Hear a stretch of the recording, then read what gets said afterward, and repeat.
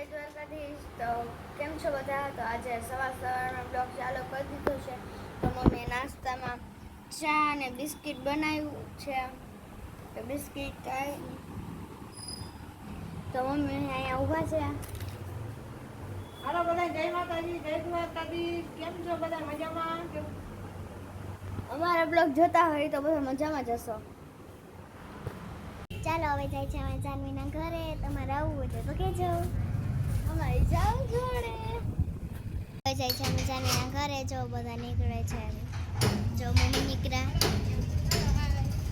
ધ્રુવીબેન નીકળ્યા, બેનિશાબેન જો તાળું મારે છે. હવે જો બધા આમ જાય છે, દેખાઈશ જોડે. ચાલો હવે આપણે જઈએ. ચાલો હવે આગળ બીજા બ્લોગમાં મળીએ. તો હવે આપણે ઝાડવાનું પાણી પાઈ દઈ. તો જો અહીંયા આપણે છે ને મેથી વાવી છે. તો મેથી તો પણ ઉગવા માંડી છે. ધાણા ભાજી તો હજી ઉગતી નથી. આપણે મેથી જો ઉગી ગઈ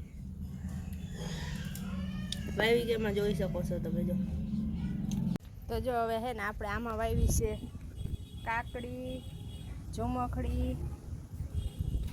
એમાં જો પાણી પાઈ દીધું. અહીંયા વાવેલી છે રીંગણી ને મરચી. જો તમે જોઈ શકો છો. પણ કેટલું પાણી નાખી દીધું, એટલું પાણી ના જોઈએ.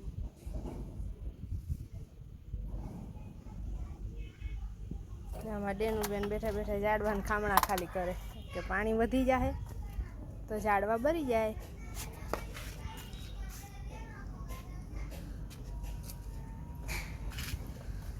જે અમારા લાલપુરનો વ્યૂ કેવો મસ્ત આવે, જોઈ શકો છો. દેખાય છે તમને?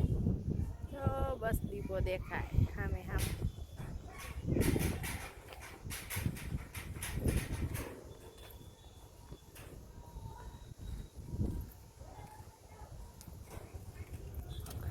અહીંયા પણ આપણે ઘીસોડા વાવ્યા છે. જો ઘીસોડા તો ઉગવા માંડ્યા છે. જો દેખાય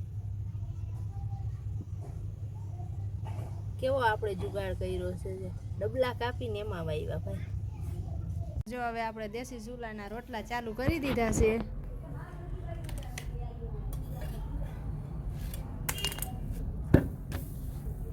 જોઈ શકો છો તમે. જો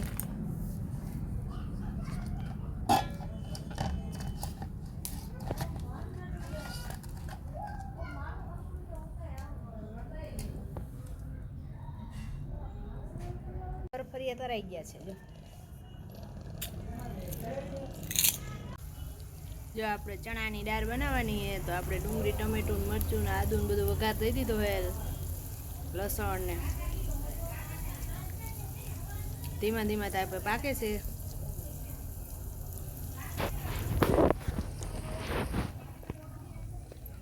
પાકી જાહે આપણે પાછી ચણાની દાળ અંદર નાખી દેવાની છે. આજે આપણે ચણાની દાળનું શાક કરવાનું છે.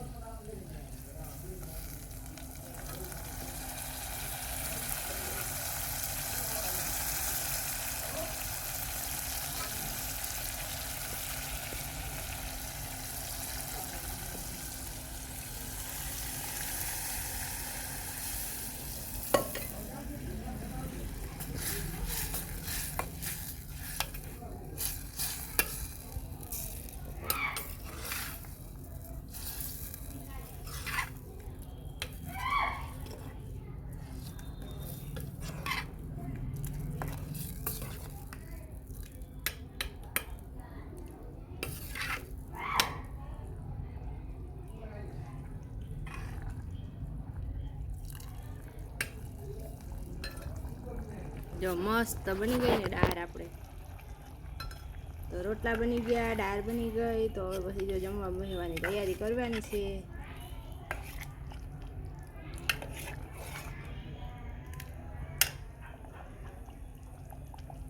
તો હાલો બધા જમવા. મસ્ત મજાની દાળ ને રોટલા દેશી ચૂલાના. ભાઈ તો આજનો બ્લોગ આપણે અહીંયા જ પૂરો કરી દેવાનો છે. તો આપણો વિડીયો ગમ્યો હોય તો લાઈક, શેર ને સબસ્ક્રાઈબ કરતા જાજો.